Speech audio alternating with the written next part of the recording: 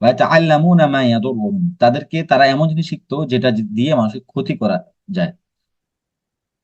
ওয়ালা ইয়ানফাউহুম, বরং এটা এটা দিয়ে তাদের উপকার হয় না। এরপর আল্লাহ তাআলা বলতেছেন ওমা হুম আল্লাহ তাআলা ওইখানে আল্লাহ তাআলা আরেকটা আরেকটা কথা বলছিলেন যে ওমা হুম বিদারিনা বিহি মিন আহাদিন ইল্লা বিইذনিল্লাহ। এটা খুব ইম্পর্টেন্ট একটা পয়েন্ট। জাদুর বাস্তবতা শরীয়তে আছে, কিন্তু ওয়ামা হুম বিদারিনা বিহি মিন আহাদিন ইল্লা বিইذনিল্লাহ, কিন্তু আল্লাহ তাআলার অনুমতি ব্যতীত জাদুর কোনো বাস্তবতাই নাই।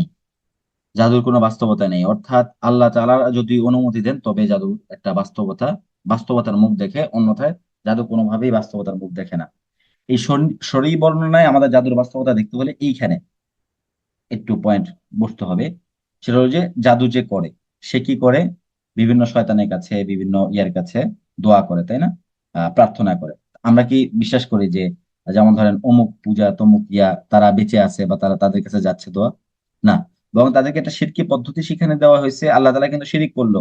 যেমন যারা অগ্নি পূজারী, যারা বিভিন্ন কালী পূজা দেয়, দুর্গা পূজা দেয়, আমরা এজ এ মুসলিম আমরা তো এটা বিশ্বাস করি না যে তাদের অস্তিত্ব আছে, তাই না? আমরা তো বিশ্বাস করি যে তারা ধোকায় আছে, কিন্তু তারপরও তাদের কাছে দোয়া করার পরও কাজ করে কেন? আল্লাহ তাআলা কিন্তু মানুষের দোয়াটা কবুল করেন, হয়তো বা শিরকের মাধ্যমে অথবা হালাল উপায়, যেটাই করুক, বাট আল্লাহ তাআলা মানুষের দোয়া কিন্তু কবুল করেন, মানুষের যে প্রার্থনা আছে সেটা কবুল করেন। তো জাদুর ব্যাপারে আল্লাহ তাআলা একটা কার্যকারিতা দিয়েছেন। জাদুর মধ্যে একটা কার্যকারিতা দিয়েছেন, সেটা আল্লাহ তাআলা অনুমতি দিলে তারপর কাজ করে।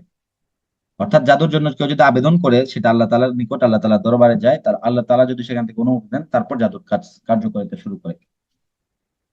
আর বৈজ্ঞানিক ও বাস্তবতার আলোকে যদি আপনি জাদুকে ধরেন, তাহলে জাদুকে খুব সহজে এভাবে ধরতে হবে। হাসাদের যে একটা প্রভাব আছে, এটা আমাদেরকে স্বীকার করতে হবে। হাসাদের যে একটা প্রভাব আছে, মানুষের হিংসা করার একটা প্রভাব আছে, নজরের যে একটা প্রভাব আছে, এটা বৈজ্ঞানিক ভাবেও স্বীকৃত বিষয়। যে মানুষের উপর নেগেটিভ কেউ যদি প্রভাব ফেলে, সেটার উপর, তার মনের উপর, তার শরীরের উপর এটার প্রভাব পড়ে। এই জিনিসটার একটা বৈজ্ঞানিক বাস্তবতা আছে। এটা নিয়ে ডিটেলসে আমরা আলোচনা করলে আমাদের আলোচনা দীর্ঘ হবে।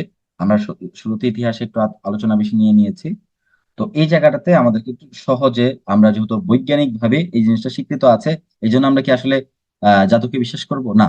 বরং আমরা জাদুকে বিশ্বাস করব এই জন্যই যে আল্লাহ তাআলা কোরআন এটাকে স্পষ্ট বলেছেন, রাসূল সাল্লাল্লাহু আলাইহি ওয়াসাল্লাম নিজে জাদু আক্রান্ত হয়েছেন, এবং রাসূলুল্লাহ সাল্লাল্লাহু আলাইহি ওয়াসাল্লাম জাদুর বাস্তবতা আছেন সেটা বলেছেন, এবং জাদু যে হয় সেটা সম্পর্কেও রাসূল সাল্লাল্লাহু আলাইহি ওয়াসাল্লাম বলে দিয়েছেন। অর্থাৎ জাদু সম্পর্কে আপনি অস্বীকার করতে পারবেন না। জাদুকে অস্বীকার করলে আপনি অবশ্যই অবশ্যই ইসলাম থেকে খারিজ হয়ে যাবেন। কিন্তু জাদু হয়েছে, কথায় কথায় জাদু হয়ে গেছে, এই যে কবিরাজরা এটা বলে, এটাকে আপনি অপছন্দ করেন, এই জন্য যদি আপনি বলেন যে এগুলো জাদু টাদু কিছু না, এইটা যদি কেউ যদি বলে, আপনার ফ্যামিলি বলতে পারে, যে কেউ বলতে পারে, তবে এই ক্ষেত্রে সে ইসলাম থেকে খারিজ হবে না। কিন্তু জাদুর মৌলিক ভাবে জাদুকে অস্বীকার করলে ইসলাম থেকে খারিজ হয়ে যাবে।